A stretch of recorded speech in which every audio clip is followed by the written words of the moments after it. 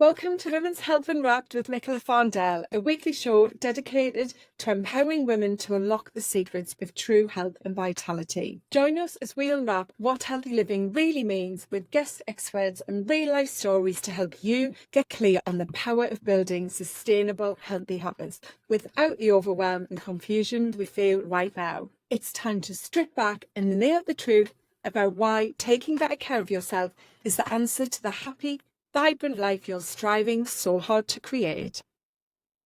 Hi and welcome to another episode of Women's Health Unwrapped. Thanks for joining today, and if you are new, then welcome to the podcast. I hope you enjoy our conversation today. We've got a brilliant guest and such an important topic to chat to you about today. I'm joined by Farhana Hussain, who is a divorce doula, and she's going to explain more about what that is because that might be something quite new to you. And Farhana helps women to thrive through a breakup and divorce. And we know, and I know personally from my own divorce, many women do face real struggles with their health, their confidence, their self-esteem when they go through a breakup or divorce. And that can lead to quite tough changes and challenges with their health, and it can cause many different mental and physical challenges as you navigate the practical side of a separation and divorce, and of course the emotional side for your loved ones, especially if you have children. So Farhana's here to help you hear how you can navigate divorce with confidence and strong health, and certainly come out the other side feeling really empowered about who you are as a woman and being able to live a long, healthy and strong life. So welcome to the podcast. Hi, thank you so much for inviting me on, Nicola. Yeah, you're really welcome. And I'm excited to share this topic with the audience because it is something that is so important and just so relevant, as you know, I'm sure will come through in what we're going to share together. But just to get us started and find out a little bit about you, I'd love to know what you have in your wellness toolkit that helps you to stay healthy and strong, like your most impactful habit. My most impactful habit is that on a sort of day-to-day basis. Yeah. Yeah. I would say my most impactful habit is my daily ritual that starts first in the morning. As soon as I open my eyes, fixed gratitude. So I will lie there in bed before I have done a single thing, and I will sort of say out aloud 3 things that I am grateful for. And then I go on to do a morning ritual, which includes getting some hot water and lemon and just sitting there and noticing, just dropping into my body and noticing what I notice about my body, being really present in my body, and just doing a body scan, really, just to see where I might be holding tension from my sleep, from waking up. And then going into meditation. And I do meditation for 15 minutes every day. I've been doing that for the last 5 years. Meditation and prayer as well. And it's my absolute non-negotiable because this morning ritual is what gets me grounded for the day, gets me into a really present place, even if it's just in the moment before the rest of my family wake up. And yeah, helps me to just start off on the right foot. Oh, it sounds just perfect. And a lot of that is stuff that I've been trying to embed as a habit in my morning ritual as well. I've had the hot water and lemon for 20 plus years. I always have that in the morning, try to have that even when I'm on holiday, which is lovely. And definitely gratitude is something that I like to start the day with. But I love how you've really described that as a ritual, as something that is just so nurturing to you, mind, body and soul.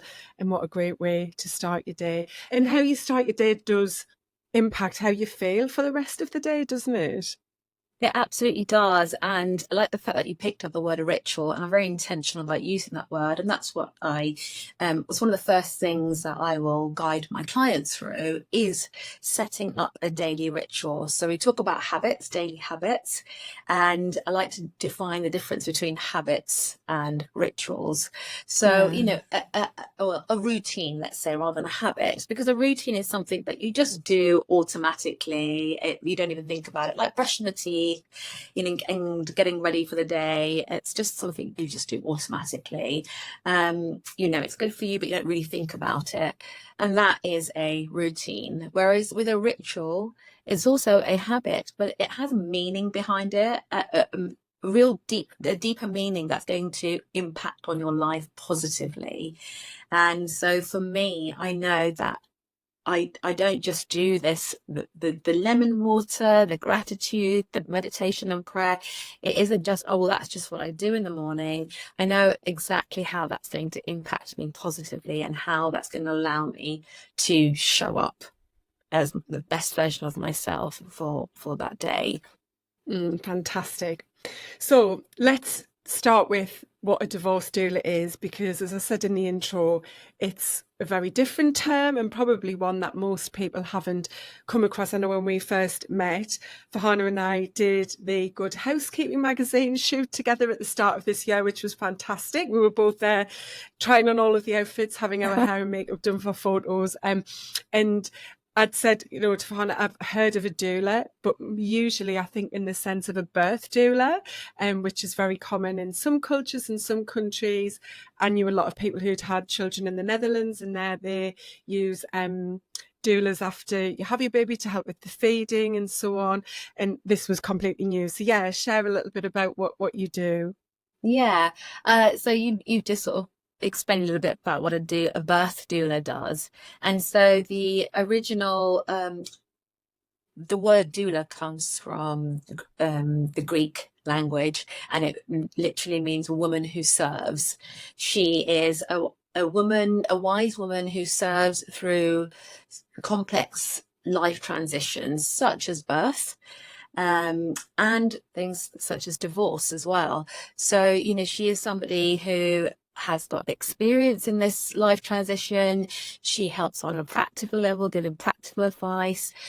She gives information, she signposts, and she's there sort of in your corner, holding your hand. She's got your back, and she's there for the emotional and practical journey. And that's what I do as a divorce doula.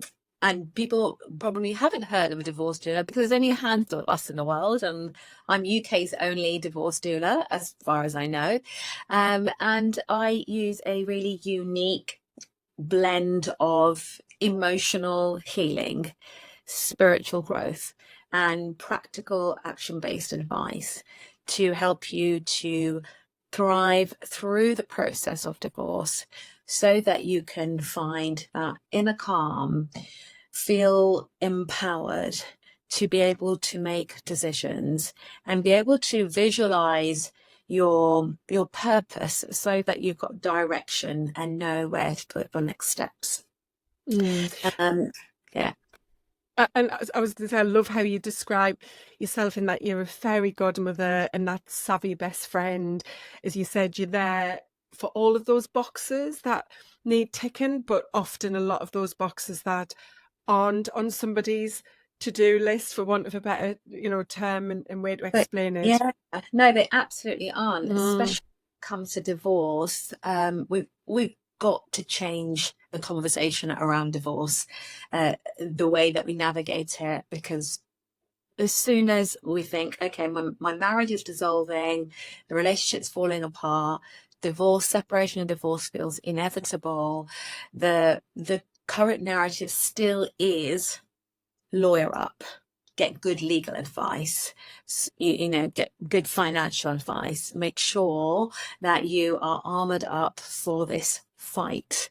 It's Yeah. about winning and losing, and there is so much fear around it, and that only causes more trauma to an already really challenging, potentially really challenging and stressful time in your life. And the thing is that divorce is a legal term, marriage and divorce are legal terms.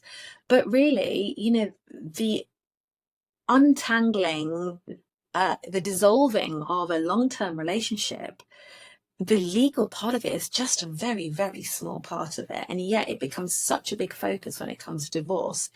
Divorce is not just a legal process. It is very, very much a deeply personal and emotional process, which impacts every single area of your life.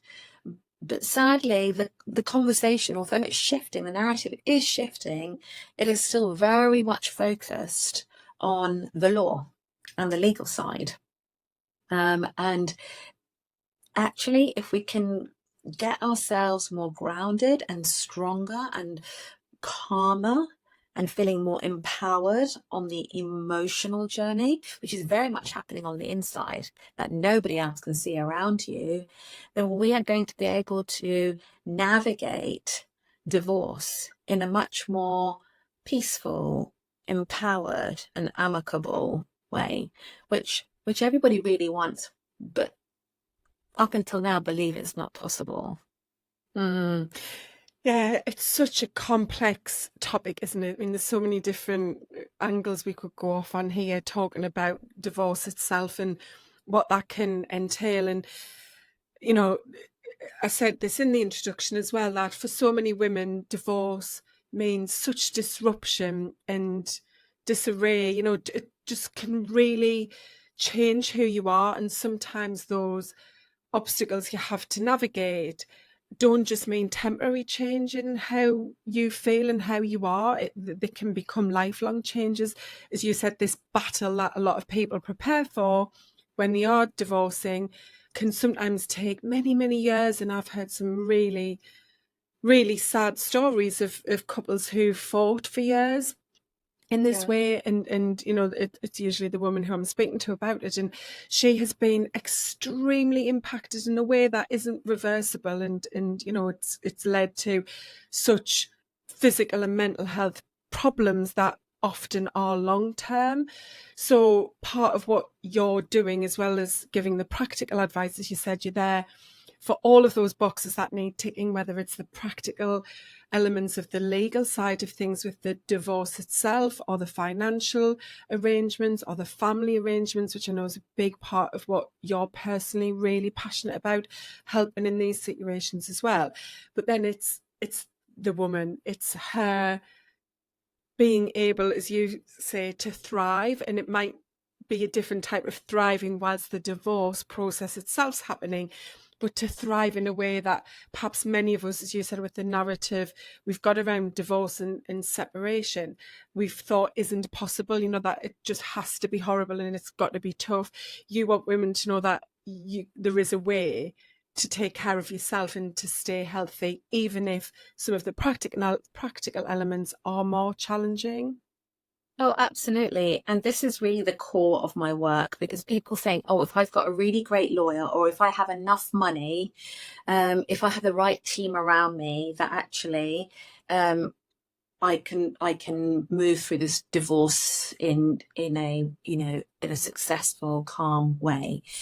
But the truth is that so much, and you may or may not want to hear this, your listeners may or may not want to hear that so much of the divorce process is out of your control.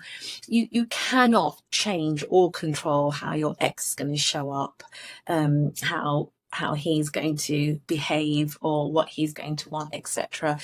You can't control necessarily always the outcomes of certain decisions either, depending on the law or your finances, etc.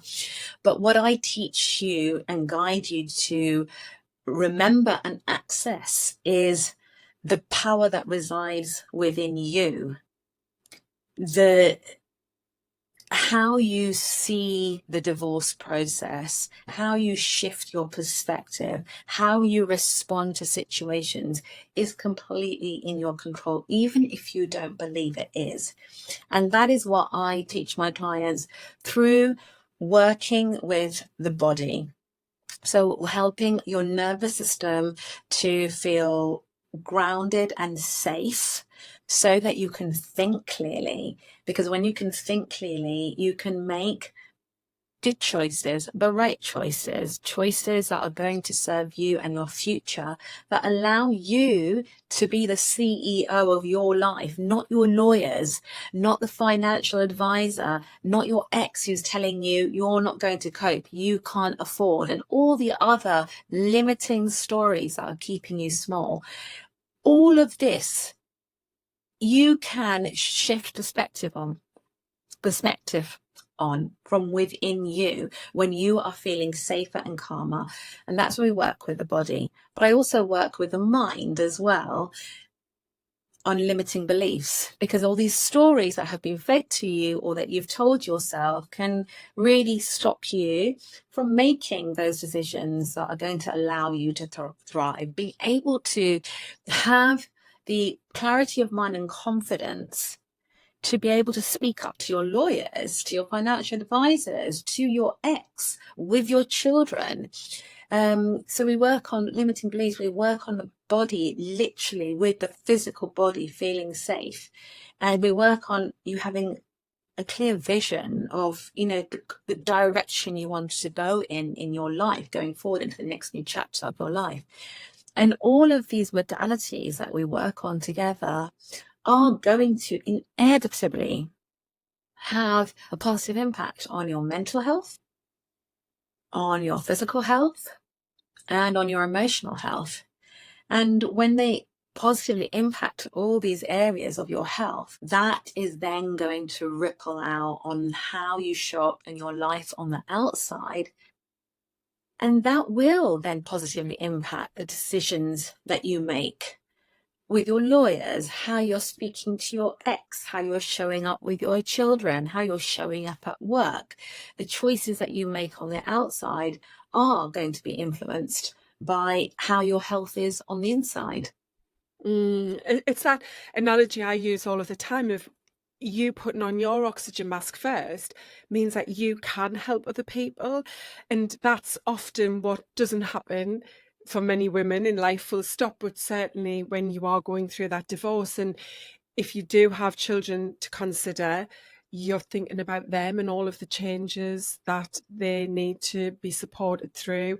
And perhaps other family members, many of us actually hold off on divorce and making that decision because we're so concerned about how it will affect our wider family, even friendships, and how they will change, in our social groups. And then there's obviously a community aspect and cultural aspect which can come into play, which I know was part of your story, where, we're thinking of everybody and everything else apart from ourselves, when actually if we put ourselves first, that isn't selfish. It's actually something that's going to equip us to have a better outcome of the whole process for everyone, including us, isn't it? Absolutely, absolutely. And often what happens is that, people will be listening to you and me and probably nodding their head and going, yes, this absolutely makes sense. And often what we don't realize is that we're very much up here in our heads and we are cognizing, and making sense of everything on an intellectual level. So we know it makes sense, but there is something within our body that doesn't feel safe with this story. It feels, because it's not a way that we've operated before. It will require change to put your oxygen mask on first, to put yourself at the center stage rather than pleasing others or serving others that you've probably been doing all your life, to change a lifelong behavior and a belief that, to be a good girl, to be a good person, to be a good mother, or be a good wife, I must take care of everybody else first before myself. To change that story takes an awful lot of courage, confidence, moving through the fear, and for your body to first feel safe that it's not going to die by making this change. And that is, again, the work that I get the privilege of doing with my clients, is saying, okay, the brain is on board, it gets it, but the body isn't on board. So it's about working with the mind, with the body, and with your spirit as well, to show it that it can be safe when we make changes. And we do that through a range of very practical tools that you get to then practice on a day-to-day basis. And this is not just about divorce, but this is about weaving it into your day-to-day life from this point on and forever, as change happens in your life, and life transitions from one thing to another, and unexpected things happen, and we evolve. You'd be able to pull on these tools all the time to make sure that you are working in alignment with your mind and with the body and with the spirit, so that you can thrive. Yeah. And that's such an empowering thing in itself to think about, isn't it? Because for many women, they're either already in a place of very low self-esteem and self-love and self-confidence when the decision to divorce happens, or the divorce itself is what triggers those low self-worth and self-confidence challenges. It obviously depends on the situation that you've had in your relationship and marriage. And so you've got, as you said, women who've had very deep limiting beliefs a part of who they are, possibly for most of their life, and at least their adult life. And so to try and flip the narrative of what this all means is quite a new concept. As you said, this is something that you really want to try and get out there to help change what we think has to happen when you go through a divorce. And so what is kind of some of the common themes that you see in the clients you've worked with that you can share about those shifts people are able to actually have, from a place of perhaps being very resistant to what is possible, to then realizing actually this can be a really different and more positive experience? Yeah. Obviously, every situation is unique and different, but the sort of common themes that come along are, I'm not good enough to live the life that I really want to. I'm, maybe financially not successful enough. I've been rejected, so therefore, again, that I don't feel good enough comes up a lot. And that fear of the unknown can, how am I going to cope, can really keep people stuck. And so it's about a combination of being able to rewrite those scripts, those stories that you are telling yourself, by shifting your perspective. For example, such as like, I've been rejected, I don't feel good enough, how am I going to be able to thrive through my life if this is how I feel? And does this story still serve you? Is this helping you? Does this energize you? Is this helping you to feel calmer, to have this story running in the background? Well, no, it's not. And then it's about thinking about, well, how do I shift my perspective on this, reframe this, so that I can feel a bit more energized? Just saying things like, well, I'm not rejected, I am good enough. The body's like, nah, I don't buy that. That sounds ridiculous, because the evidence outside of me, the brain's got thought bias. So it's saying the evidence outside of me is telling me everything else. So, I'm just not going to buy it. I want to believe it, but I'm not going to buy it. So we then sort of chunk it down to something that does feel really believable for now, which could be something like, well, I'm learning to understand how this situation is not rejection, but maybe life is redirecting me in a different way, a different path to this that no longer serves me, has caused me a lot of pain. I'm learning to understand that this is a redirection. So we might even just start off there, that maybe I'm exploring the possibilities that this isn't a rejection, but it's a redirection in my life. So that can be one way. And then it's about really doing breath work, movement, visualization, to start to embody that new belief that I haven't been rejected, but life is redirecting me in new and limitless possibilities. And slowly rewiring, as I like to call it, your belief systems. So that's just one example of how we start to update stories that no longer serve us or keeping us stuck. Because the truth is that life is changing and you're stepping into the next chapter of your life, whatever that might look like. Whether you are at the beginning of your divorce, thinking about divorce, you might be coming towards the end of your divorce process, or even on the other side. It doesn't matter about what stage you're at. You are changing. Your life circumstance is changing. You as a person is changing.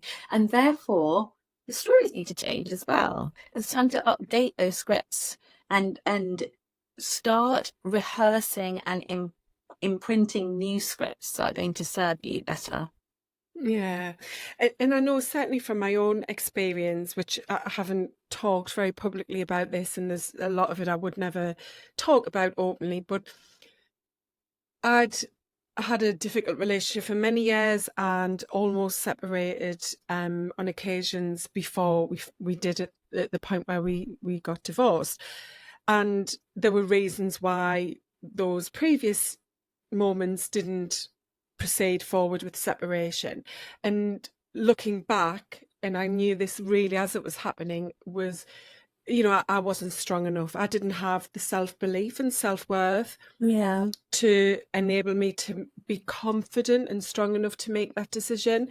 And the reason why it did, happen when it finally happened was because I was physically and mentally strong.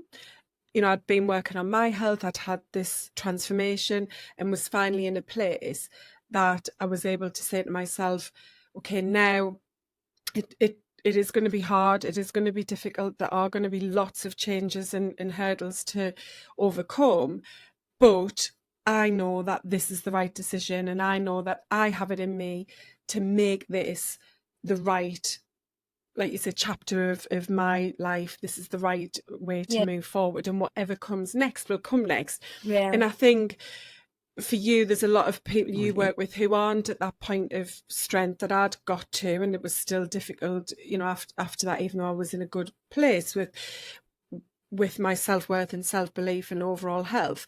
But I think that's what you're helping people to do, is to get to that point that then you're able to go, okay, there is a lot to navigate and there is a lot of change, but this is the right thing for me. This is the right thing for my children, the right thing for my family and for everyone's happiness. And as you said, a lot of that is embodying that really at the heart of who you are, because we can all just, kind of put toxic positivity in our life and stick it on as a plaster, but that doesn't work by just saying, I'm going to be fine, I'm going to be fine. Yeah. And I think what you're saying as well is something that, all coaches bring this benefit, but especially in the situation you're helping with, is you can get so stuck in your mind, and you kind of talked a little bit to this earlier, when it is you and your inner talk is there 24/7 and you have all of these stories and the noise internalizing in your mind, you can get so lost and stuck in it. So to have you, someone very impartial who is there for that person, and yes, to help with everything else overall, but they are why you're at their side, as you said, that fairy godmother, it just brings that element of clarity, doesn't it, in that, ability to just pause when we can't do that on our own, because our inner talk is just at a constant 24/7. Yeah, and it's that inner talk is loud. My job is to tell you to dial it down. And also with divorce, and I know this because I've been through divorce, and you'll appreciate this as well, Nicola, is that divorce is such a unique experience, like nothing else, like birth, that unless you've been through it, and it's the same thing when you lose a loved one and grief, the journey of grief, it's such a unique thing. It's so nuanced that unless you've been through it, you don't really get it and really understand it at a deeper level. And so there is a lot of noise in your head, but there's a lot of noise externally as well, outside of you. Again, from the ex-partner, from your family, well-meaning, loving advice, perhaps from friends and family, but isn't often helpful advice and noise from the professionals as well. Your children needing you if you've got a family, and then all the internal noise. There can be a lot. My job is to hold your hand and say, I'm giving you permission to dial it all down. I'm giving you permission to start to learn to really trust your innate wisdom and intuition, which is there, but you're not going to hear it when there's all of this noise within you and outside of you. And it also takes practice as well. These are not overnight magic solutions. And that's why I talk about daily rituals. It's start practicing now. There is going to be, you don't have to get to a really good level of physical health and mental health and emotional health to be able to have an amicable, empowered divorce. It's not true, because these things take time. There can be a lot of chaos around you outside in the divorce process, because like I said, there's lots of things that are out of your control. If you've got a very difficult ex, that is making life difficult, there is very little you can do about his actions. I'm saying him because we're on a women's health podcast, so it's, I'm assuming it's the women that will be listening. It can happen on the other side as well, but there's going to be a lot of chaos potentially around you, and what I help to teach you is how to dial that all down and find that inner calm that does reside within you. It is there. It's accessing that, and it's accessing your inner power as well, which is absolutely there. But it's about bringing all parts of yourself together to find that inner power, to go say, I'm going to look at this situation in a different way. That's going to allow me to feel calmer. It's going to allow me to feel more peaceful. It's going to give me more choices.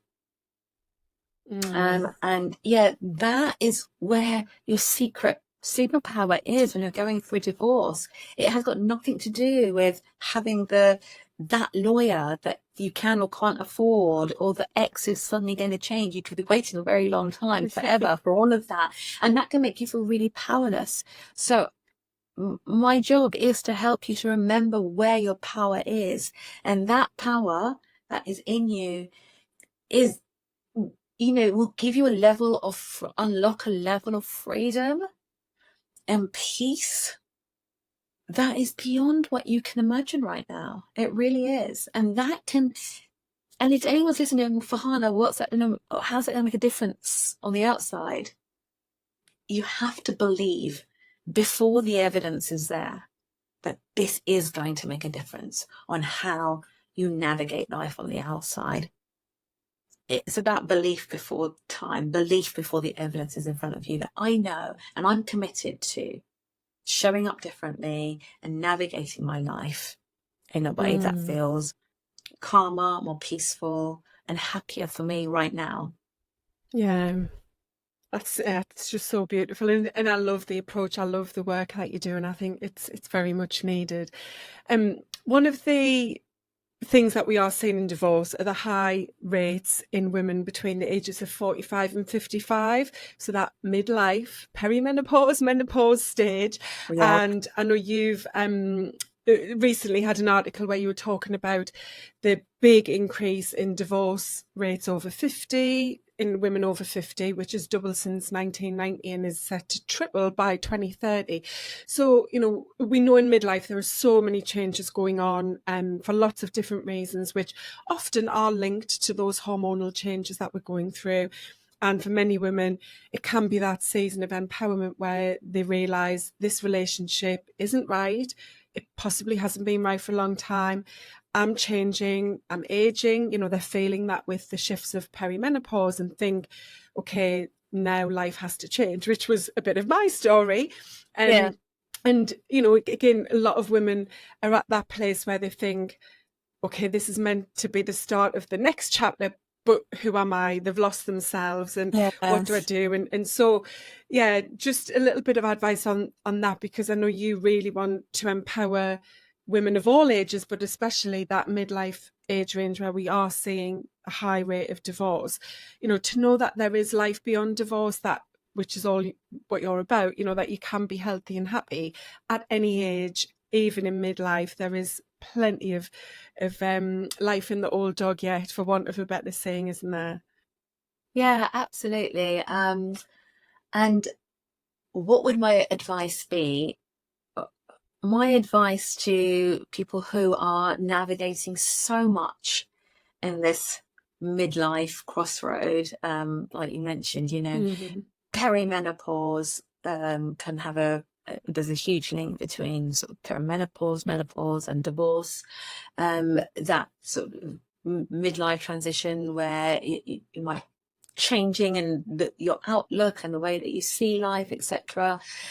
My advice always is about just awareness and acceptance of where you are right now. It is about, number one, I always say to everybody, no matter what your age is, there is no rush when it comes to divorce. The actual process itself, the paperwork, there is no rush. Unless you are, there is a safeguarding issue there. There is no rush. It is about just understanding where your 2 feet are right now. If there are other things you are navigating, such as physical health issues, it's about being aware and accepting that this is where I am with my physical health at the moment. That yes, I am going through the transition of premenopause, perimenopause, all through, postmenopause as well. That this is what is happening to my body. This is impacting my mental health and my emotional health. It's about being really accepting of where you are right now, and then taking full responsibility for how you feel, regardless of what the situation is outside of you. When we get to take responsibility for how we feel and the choices we want to make, that can actually be really empowering, because it allows you to feel all the fears that you're feeling. And in midlife, there can be a lot of that, where it's like, I've been doing this for 30 years, etc. How do I learn to walk again?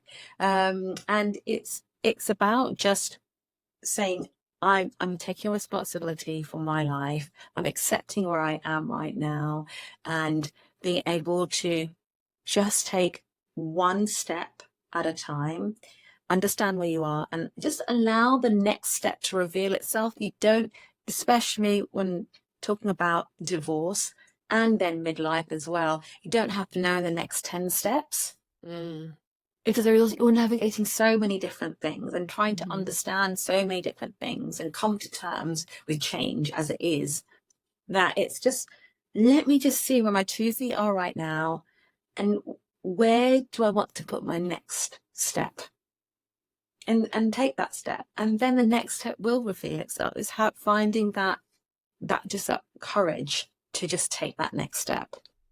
And I'm all about the small steps. So to wrap us up, I do ask for 3 simple steps that someone can take to build a new habit to support their health better. So with our conversation being around divorce and navigating that, I know you've given lots of really great advice. So maybe just to take someone to the very beginning, what would be 3 simple steps to begin, I guess, building this habit that you've talked about of being very self-aware and very self-supportive and quieting that noise to just be where you are and take each next step gradually? Yeah. Wherever you are in any life transition, and we're talking about divorce here in particular, but any life transition, and especially if it is divorce, whether you are just thinking about it and you've just started it, you're going through the process of it, or you're on the other side, it doesn't matter. The context doesn't matter. What is important when it comes to daily habits for me, and what I teach my clients as well, is, what's your why? Why do you want to create this new habit? How is it going to serve you? Because unless you're clear about that, it's not going to become a habit, because there won't be the motivation and there won't be the incentive, because you won't understand why you're doing it. It's a bit like losing weight, I guess, or changing something else in your life. Unless you really understand why and the benefits it's going to have for your life, you're very unlikely to have the motivation to create a habit. And a habit is about doing something consistently over time, right? So I would always say, when you're picking a habit, get very clear on your why. You know, why am I doing this journaling? Why am I practicing gratitude? How that's going to serve me? How does that help me to become the best version of who I want to be? So that's in the first thing.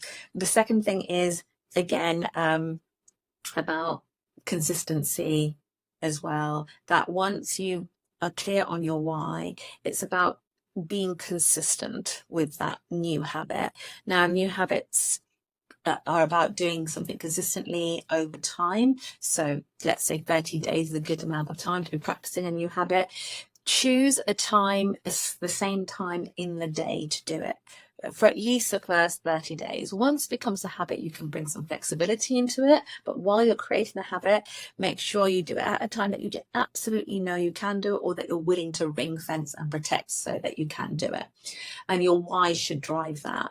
And I always say to my clients, and this has always worked really well for me too, is make it something really achievable. Yeah. So let's say you're going to choose to have journaling as a new habit, to get everything out of your head and onto paper so that you help it to bring that noise down internally, is you only allowed to do it for 5 minutes. No more than 5 minutes, even if you want to.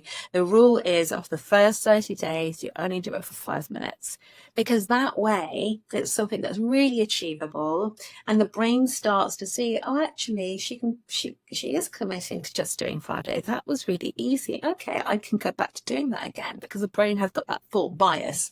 It's going to first, if you start doing it for an unachievable amount of time, and then you sort of burn out and be like, oh, I don't have the time, half an hour every single day to do it. The brain's like, see, you can't make changes, you're not committed.